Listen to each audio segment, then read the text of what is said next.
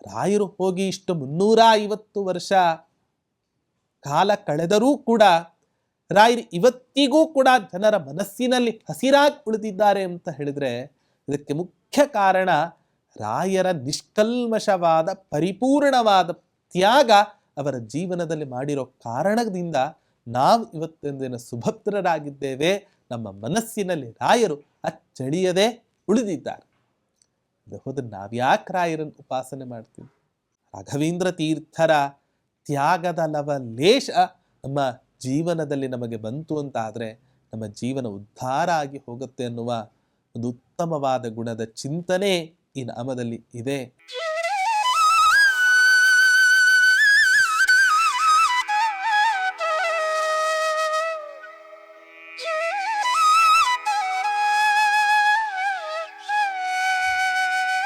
ಪೂಜ್ಯಾಯ ರಾಘವೇಂದ್ರಾಯ ಸತ್ಯಧರ್ಮರತಾಯ ಚ ಭಜತಾಂ ಕಲ್ಪವೃಕ್ಷಾಯ ನಮತಾಂ ಕಾಮಧೇನವೇ ದುರ್ವಾದಿಧ್ವಾಂತರವಯೇ ವೈಷ್ಣವೇಂದೀವರೇಂದವೇ ಶ್ರೀರಾಘವೇಂದ್ರ ಗುರವೇ ನಮೋ ಅತ್ಯಂತ ದಯಾಲವೇ. ಶ್ರೀ ಗುರುಭ್ಯೋ ನಮಃ. ಹರಿ ಓಂ. ರಾಯರ ಸಹಸ್ರನಾಮ ಚಿಂತನೆಯಲ್ಲಿ ಇವತ್ತಿನ ದಿನ ರಾಯರ ಒಂದು ಮಹತ್ವಪೂರ್ಣವಾದ ಗುಣವನ್ನು ತಿಳಿಸಿಕೊಡ್ತಕ್ಕಂತಹ ಒಂದು ನಾಮ ಓಂ ತ್ಯಾಗಿನೇ ನಮಃ. ಮಹಾತ್ಯಾಗ ಮಾಡಿರ್ತಕ್ಕಂಥವರು ರಾಘವೇಂದ್ರ ಸ್ವಾಮಿಗಳು ಅಂತ ಹೇಳ್ತಾರೆ. ರಾಯರು ಇವತ್ತಿನ ದಿನ ಅವರು ಅವರ ಜೀವನದಲ್ಲಿ ಮಾಡಿದ ಏನೊಂದು ತ್ಯಾಗ ಇದೆ, ಆ ತ್ಯಾಗದ ಫಲ ಅವರು ಉಣ್ಲಿಲ್ಲ, ನಾವು ಉಣ್ತಿದ್ದೇವೆ ಅಷ್ಟೆ. ಸಹಜವಾಗಿ ಯಾರೋ ಮಾವಿನ ಗಿಡ ಹಾಕ್ತಾನೆ, ಮಾವಿನ ಗಿಡ ನೆಟ್ಟಿದವನೇ ಹಾಕಿದವನೇ ಅದರ ಫಲ ಉಣಬೇಕು ಅಂತ ಇಲ್ಲ. ಸಮಾಜಕ್ಕೆ ಅನುಕೂಲ ಆಗಲಿ ಅನ್ನೋ ಒಂದು ಮಹದ್ ಉದ್ದೇಶದಿಂದ ತ್ಯಾಗದ ಮನೋಭಾವನೆಯಿಂದ ತಾನೇ ಒಂದಿಷ್ಟು ಖರ್ಚು ಮಾಡಿ ಅನೇಕ ಉಪಕಾರಿಯಾಗ್ತಕ್ಕಂಥ ಕೆಲಸವನ್ನು ಮಾಡ್ತಾನೆ. ಕೆಲವರು ಲೋಕದಲ್ಲಿ ಆ ತ್ಯಾಗದ ಫಲವನ್ನು ಅನುಭವಿಸ್ತಾರೆ, ಇನ್ನು ಕೆಲವರು ಅನುಭವಿಸೋದಿಲ್ಲ ಅಂತ ಲೋಕದಲ್ಲಿ ನಾವು ಕಂಡಿದ್ದೇವೆ. ರಾಯರು ಕೂಡ ಇವತ್ತಿನ ದಿನ ಅವರು ಸನ್ಯಾಸ ತೆಗೆದುಕೊಳ್ಳೋದಕ್ಕಿಂತ ಮುಂಚೆ ಅಥವಾ ಸನ್ಯಾಸ ತೆಗೆದುಕೊಂಡ ಮೇಲೆ ಅನೇಕ ರೀತಿಯಾದ ತ್ಯಾಗವನ್ನು ಇವತ್ತಿನ ದಿನ ಅವರು ಮಾಡಿದ್ದಾರೆ. ಸನ್ಯಾಸ ತೆಗೆದುಕೊಳ್ಳೋದಕ್ಕಿಂತ ಮುಂಚೆ ಮಾಡಿದ ತ್ಯಾಗ ಒಂದೇ ಎರಡೇ. ಊಟ ಆಗಿರ್ತಿರ್ಲಿಲ್ಲ, ಇನ್ನೊಬ್ಬರಿಗೆ ತೊಂದರೆ ಆಗಬಾರದು ಅನ್ನೋದಕ್ಕೋಸ್ಕರ ಊಟ ಆಗಿದೆ ಅಂತ ಹೇಳೋದು. ಊಟ ಆಗದೇ ಇದ್ದರೂ ಕೂಡ ಸಚ್ಚಾಸ್ತ್ರಗಳನ್ನು ನಿರರ್ಗಳವಾಗಿ ಯಾವ ಆಲಸ್ಯವೂ ಕೂಡ ಇಲ್ಲದೆ ಬಂದ ಎಲ್ಲ ಶ್ರೋತ್ರಿಯರಿಗೂ ಕೂಡ ಭಗವಂತನ ತತ್ವವನ್ನು ಮನದಟ್ಟಾಗುವಂತೆ ಹೇಳ್ತಕ್ಕಂತಹದ್ದು, ವಿದ್ಯಾದಾನವನ್ನು ಮಾಡತಕ್ಕಂತಹದ್ದು. ಆಶ್ರಮ ತೆಗೆದುಕೊಳ್ಳಬೇಕಾದ್ರೆ ಎಷ್ಟು ಒತ್ತಡ.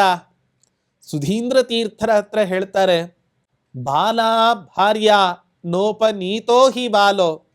ಹೆಂಡತಿ ಇನ್ನೂ ಕೂಡ ಯೌವನದಲ್ಲಿ ಇದ್ದಾಳೆ, ಮಗುವಿಗೆ ಉಪನಯನ ಆಗಿಲ್ಲ. ಇಷ್ಟು ಸಣ್ಣ ವಯಸ್ಕನಾದ ನನಗೆ ತಾವು ಪೀಠದ ಆಧಿಪತ್ಯವನ್ನು ಕೊಟ್ಟರೆ ಹೇಗ್ತಾನೆ ನಿರ್ವಹಣೆ ಮಾಡಲಿಕ್ಕೆ ಸಾಧ್ಯ ಆದೀತು ಅಂತ ಕೇಳಿದಾಗ ಸರಸ್ವತೀ ದೇವಿಯ ಒಂದು ಸೂಚನೆ, ನೀನಿಲ್ಲದೆ ವಿದ್ಯಾ ಸಾಮ್ರಾಜ್ಯ ಲಕ್ಷ್ಮಿ ಸ್ವರ್ಗೆ ಹೋಗ್ತಾ ಇದ್ದಾಳೆ ಅನ್ನುವ ಒಂದು ಕನಸಿನ ಸ್ವಪ್ನ ಸೂಚನೆಯ ಮೇರೆಗೆ ರಾಘವೇಂದ್ರ ತೀರ್ಥರು ಆ ವಿದ್ಯಾ ಸಿಂಹಾಸನದಲ್ಲಿ ಕುಳಿತುಕೊಂಡು ಇವತ್ತಿನ ದಿನ ವಿದ್ಯಾ ಸಾಮ್ರಾಜ್ಯವನ್ನ ರಕ್ಷಣೆ ಮಾಡಿಕೊಟ್ಟಿದ್ದಾರೆ ಇವತ್ತಿನ ದಿನ ದಾರ್ಶನಿಕ ಪ್ರಪಂಚಕ್ಕೆ. ಸನ್ಯಾಸ ತೆಗೆದುಕೊಳ್ಳಬೇಕಾದ್ರೆ ಆಗಲೂ ತ್ಯಾಗ ಮಾಡಿದರು. ಸನ್ಯಾಸ ತೆಗೆದುಕೊಂಡ ಮೇಲೆ ಸನ್ಯಾಸ ಧರ್ಮವನ್ನು ನಿಷ್ಠೆಯಿಂದ ಪರಿಪಾಲನೆ ಮಾಡ್ತಾ ನಿಷಿದ್ಧವಾದ ಎಲ್ಲ ಕರ್ಮಗಳನ್ನು ತ್ಯಾಗ ಮಾಡಿ ನಿಷಿದ್ಧವಾದ ಎಲ್ಲ ಫಲಗಳನ್ನು ಕೂಡ ತ್ಯಾಗ ಮಾಡಿ ಕೇವಲ ತಮ್ಮ ಮನಸ್ಸನ್ನು ಪರಮಾತ್ಮನಲ್ಲಿ ಮಾತ್ರ ಇಟ್ಟು ಸಮಾಜಕ್ಕೆ ಇವತ್ತಿನ ದಿನ ಆದರ್ಶ ಪುರುಷರಾಗಿ ಮೆರೆದಿದ್ದಾರಲ್ವ ರಾಘವೇಂದ್ರ ಸ್ವಾಮಿಗಳು. ಇಂಥ ತ್ಯಾಗಿಗಳು ಜೀವನದಲ್ಲಿ ನಮಗೆ ಯಾವತ್ತಾದರೂ ಕೂಡ ಸಿಗಲಿಕ್ಕೆ ಸಾಧ್ಯನಾ? ಇನ್ನೊಂದಿಷ್ಟು ವರ್ಷ ಕಳೆದ್ರೆ ಇಂಥ ಸ್ವಾಮಿಗಳು ಹಿಂದಿನ ಕಾಲದಲ್ಲಿ ಇದ್ದರೆ ಅನ್ನುವ ಒಂದು ಪ್ರಶ್ನೆ ಸಮಾಜಕ್ಕೆ ಹುಟ್ಟದ್ದು. ಅಂಥ ಒಂದು ದೊಡ್ಡ ತ್ಯಾಗವನ್ನ ರಾಘವೇಂದ್ರ ಸ್ವಾಮಿಗಳು ಮಾಡಿದ್ದಾರೆ. ಕೃಷ್ಣ ಪರಮಾತ್ಮ ಗೀತೆಯಲ್ಲಿ ತ್ಯಾಗದ ಅನೇಕ ಮುಖಗಳನ್ನು ನಮಗೆ ತೋರಿಸಿಕೊಟ್ಟಿದ್ದಾನೆ. ನಿಯತಸ್ಯತು ಸನ್ಯಾಸಃ ಕರ್ಮಣೋ ನೋಪಪದ್ಯತೆ ಮೋಹಾತ್ ತಸ್ಯ ಪರಿತ್ಯಾಗಃ ತಾಮಸಃ ಪರಿಕೀರ್ತಿತಃ. ತ್ಯಾಗ ಒಟ್ಟು 3 ವಿಧ: ಸಾತ್ವಿಕ ತ್ಯಾಗ, ರಾಜಸತ್ಯಾಗ, ತಾಮಸತ್ಯಾಗ ಅಂತ. ಯಾವುದು ತಾಮಸತ್ಯಾಗ? ನಿಯತವಾದ ಕರ್ಮಗಳ ಅನುಷ್ಠಾನವನ್ನು ಮಾಡಬೇಕು ಅಂತ ಹೇಳುತ್ತೆ. ಅದರ ಕರ್ಮಾನುಷ್ಠಾನವನ್ನು ಮೋಹಾತ್ ತಸ್ಯ ಪರಿತ್ಯಾಗ, ಆಲಸ್ಯದಿಂದಲೋ ಅಸಡ್ಡೆಯಿಂದಲೋ ಅನಾಸಕ್ತಿಯಿಂದಲೋ ನಿಯತವಾದ ಕರ್ಮಗಳ ಪರಿತ್ಯಾಗವನ್ನು ಏನು ಮಾಡ್ತೇವೆ, ಇದನ್ನು ತಾಮಸತ್ಯಾಗ ಅಂತ ಕರೀತಾರೆ.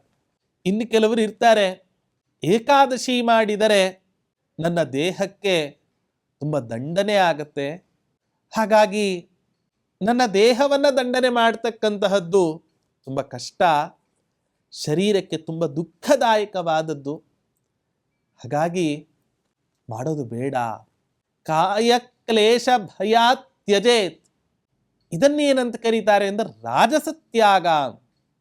ಆದರೆ ಸಾತ್ವಿಕ ತ್ಯಾಗ ಅಂದರೆ ಯಾವುದು? ಇದು ಯಾವುದೂ ಕೂಡ ಸಾತ್ವಿಕ ತ್ಯಾಗ ಅಲ್ಲ.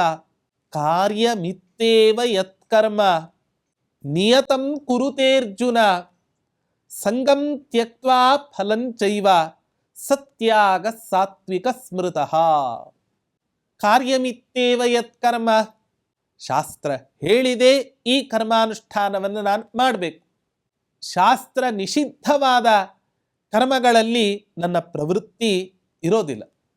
ನಿಯತಂ ಕುರುತೇರ್ಜುನ, ನಿಯಮಿತವಾಗಿ ನಿಯಮೇನ ಆ ಕರ್ಮಗಳನ್ನು ಮಾಡೋದ್ರಲ್ಲಿ ಮಾತ್ರ ಆ ವ್ಯಕ್ತಿಗೆ ಆಸಕ್ತಿ ಹೊರತು ಫಲದ ವಿಷಯದಲ್ಲಿ ಅವನಿಗೆ ಆಸಕ್ತಿ ಇಲ್ಲ. ಸಂಗಂ ತ್ಯಕ್ತ್ವಾ ಫಲಂಚೈವ, ಫಲಂ ತ್ಯಕ್ತ್ವಾ, ನಿಯಮೇನ ಕರ್ಮಾನುಷ್ಠಾನವನ್ನು ಮಾಡ್ತಾ ಫಲದ ತ್ಯಾಗವನ್ನು ಮಾಡಿ ಫಲದ ಬಗ್ಗೆ ಆಲೋಚನೆಯನ್ನೇ ಮಾಡದೆ ಇದು ಕರ್ತವ್ಯ ಕರ್ಮ ಅಂತ ನಿಯಮೇನ ಏನು ಅನುಷ್ಠಾನ ಮಾಡ್ತಾರಲ್ವಾ, ಇದನ್ನು ಏನಂತ ಕರೀತಾರೆ ಅಂದರೆ ಸಾತ್ವಿಕ ತ್ಯಾಗ ಅಂತ ಕರೀತಾರೆ. ನಾವು ಇವತ್ತಿನ ದಿನ ಬೇಕಾದಷ್ಟು ಕರ್ಮಗಳನ್ನು ಅನುಷ್ಠಾನ ಮಾಡ್ತೇವೆ. ಪ್ರತಿಯೊಬ್ಬರ ಕರ್ಮಾನುಷ್ಠಾನದ ಹಿನ್ನೆಲೆ ಆ ಕರ್ಮದಿಂದ ನಮಗೆ ಫಲ ದೊರಕಬೇಕು. ಫಲ ಇಲ್ಲದೆ ಹೋದರೆ ಯಾವ ಒಬ್ಬ ಮೂರ್ಖನೂ ಕೂಡ ಕರ್ಮಾನುಷ್ಠಾನವನ್ನು ಮಾಡಲಿಕ್ಕೆ ಪ್ರವೃತ್ತಿಯನ್ನು ಮಾಡೋದಿಲ್ಲ. ಫಲದ ವಿಷಯದಲ್ಲಿ ತ್ಯಾಗವನ್ನು ನಾವು ಮಾಡಬೇಕು ಅನ್ನೋದನ್ನು ಕೃಷ್ಣ ಪರಮಾತ್ಮ ನಮ್ಮ ಗೀತೆಯಲ್ಲಿ ಎಚ್ಚರಿಕೆಯನ್ನು ಕೊಟ್ಟಿದ್ದಾನೆ. ಮುಂದೆ ಈ ಸಾತ್ವಿಕ ತ್ಯಾಗವೂ ಕೂಡ 3 ರೀತಿಯಾಗಿದೆ. ಎಷ್ಟು ಕರ್ಮ ಫಲತ್ಯಾಗಿ ಸತ್ಯಾಗಿ ತ್ಯಭಿಧೀಯತೆ. ಅನೇಕ ರೀತಿಯಾಗಿ ತ್ಯಾಗದ ಬಗ್ಗೆ ಡೆಫಿನೇಷನ್ನನ್ನು ಕೃಷ್ಣ ಪರಮಾತ್ಮ ಕೊಡ್ತಾನೆ. ಉಪನಿಷತ್ತು ಕೂಡ ಸನ್ಯಾಸಿಗಳಿಗೆ ವಿಹಿತವಾದ ಮುಖ್ಯ ಧರ್ಮಗಳಲ್ಲಿ ಯಾವುದು ಮುಖ್ಯ ಧರ್ಮ ಅಂತ ನಮಗೆ ತಿಳಿಸಿಕೊಡ್ತಾ ಹೇಳುತ್ತೆ. ತ್ಯಾಗೇ ನೈಕೆ ಅಮೃತತ್ವ ಮಾನಶುಹು.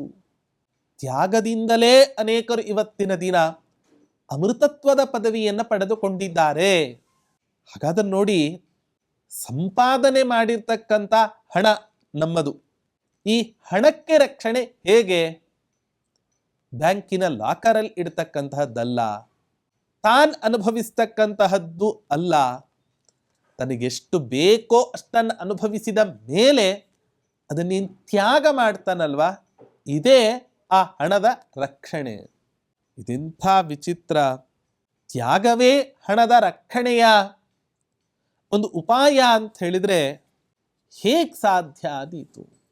ಕೆರೆಯನ್ನು ನೋಡಿ, ಮಳೆಗಾಲದಲ್ಲಿ ತುಂಬತ್ತೆ, ಬೇಸಿಗೆಯಲ್ಲಿ ಒಣಗಿ ಹೋಗುತ್ತೆ. ಮಳೆಗಾಲದಲ್ಲಿ ತುಂಬಿದ ಕೆರೆಯ ನೀರು ಹರಿದು ಹೋಗಬೇಕು ಅಂಥೇಳಿ ಅನೇಕ ಕೋಡಿಗಳನ್ನು ನಿರ್ಮಾಣ ಮಾಡ್ತಾರೆ. ತುಂಬಿದ ನೀರು ಎಷ್ಟೆಷ್ಟು ಹರಿದು ಹೋಗುತ್ತೋ ಅಷ್ಟಷ್ಟು ಸುಭದ್ರವಾಗಿ ಆ ನೀರು ಕೆರೆಯಲ್ಲಿ ನಿಲ್ಲಿಕ್ಕೆ ಸಾಧ್ಯ.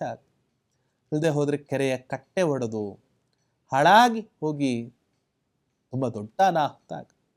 ಹಾಗೆ ನಾವು ಸಂಪಾದನೆ ಮಾಡಿದ ಹಣವೂ ಕೂಡ ನಮಗೆಷ್ಟು ಬೇಕೋ ಅಷ್ಟನ್ನು ಇಟ್ಟುಕೊಂಡು ಉಳಿದದ್ದನ್ನು ತ್ಯಾಗ ಮಾಡಿದರೆ ಆಗ ನಮ್ಮಲ್ಲಿರ್ತಕ್ಕಂಥ ಹಣ ಸುಭದ್ರವಾಗಿ ಇವತ್ತಿನ ದಿನ ಇರ್ಲಿಕ್ಕೆ ಸಾಧ್ಯ ಆಗುತ್ತೆ.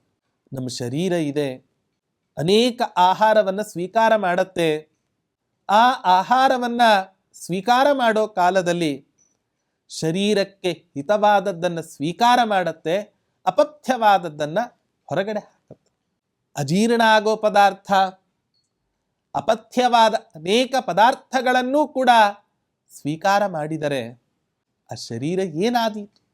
ಹಾಗೆ ನಮ್ಮ ಜೀವನದಲ್ಲಿ ಜೀವನಕ್ಕೆ ಹಿತವಾದ ಹಣ ಎಷ್ಟೋ ಅಷ್ಟನ್ನು ಇಟ್ಟುಕೊಂಡು ಉಳಿದದ್ದನ್ನು ತ್ಯಾಗ ಮಾಡಿದಾಗ ಆಗ ನಮ್ಮಲ್ಲಿರ್ತಕ್ಕಂಥ ಹಣದ ರಕ್ಷಣೆ ನಮಗಾಗತ್ತೆ ಅನ್ನೋದನ್ನು ನಾವು ನೋಡಬಹುದು. ಹಾಗಾಗಿ ತತ್ರಾಪಿ ಸನ್ಯಾಸಿಗಳಿಗೆ ತ್ಯಾಗದಿಂದಲೇ ಇವತ್ತಿನ ದಿನ ಅನೇಕ ಸನ್ಯಾಸಿಗಳು ಜನರ ಮಾನಸದಲ್ಲಿ ಉಳಿದಿದ್ದಾರೆ. ರಾಯರು ಹೋಗಿ ಇಷ್ಟು 350 ವರ್ಷ ಕಾಲ ಕಳೆದರೂ ಕೂಡ ರಾಯರು ಇವತ್ತಿಗೂ ಕೂಡ ಜನರ ಮನಸ್ಸಿನಲ್ಲಿ ಹಸಿರಾಗಿ ಉಳಿದಿದ್ದಾರೆ ಅಂತ ಹೇಳಿದ್ರೆ ಇದಕ್ಕೆ ಮುಖ್ಯ ಕಾರಣ ರಾಯರ ನಿಷ್ಕಲ್ಮಶವಾದ ಪರಿಪೂರ್ಣವಾದ ತ್ಯಾಗ ಅವರ ಜೀವನದಲ್ಲಿ ಮಾಡಿರೋ ಕಾರಣದಿಂದ ನಾವು ಇವತ್ತಿನ ದಿನ ಸುಭದ್ರರಾಗಿದ್ದೇವೆ. ನಮ್ಮ ಮನಸ್ಸಿನಲ್ಲಿ ರಾಯರು ಅಚ್ಚಳಿಯದೆ ಉಳಿದಿದ್ದಾರೆ. ಅದು ಹೋದ್ರೆ ನಾವ್ಯಾಕೆ ರಾಯರನ್ನು ಉಪಾಸನೆ ಮಾಡ್ತೀವಿ? ತಾನು ಅನುಭವಿಸಿದವನು, ಹಣವನ್ನು ತಾನು ಮಾತ್ರ ಅನುಭವಿಸಿರ್ತಕ್ಕಂಥ ವ್ಯಕ್ತಿ, ತನ್ನ ಕುಟುಂಬಕ್ಕೋಸ್ಕರ ತನ್ನ ಸ್ವಾರ್ಥಕ್ಕೋಸ್ಕರ ಬಳಸಿದ ವ್ಯಕ್ತಿ ಸಮಾಜದಿಂದ ಬೇಗ ಕಣ್ಮರೆ ಆಗಿ ಹೋಗ್ಬಿಡ್ತಾನೆ, ಅವನು ಉಪಯೋಗಕ್ಕೆ ಬರೋದಿಲ್ಲ. ಇಂಥವ್ರು ಮಾತ್ರ ಜನರ ಮನಸ್ಸಿನಲ್ಲಿ ಉಳಿತಾರೆ.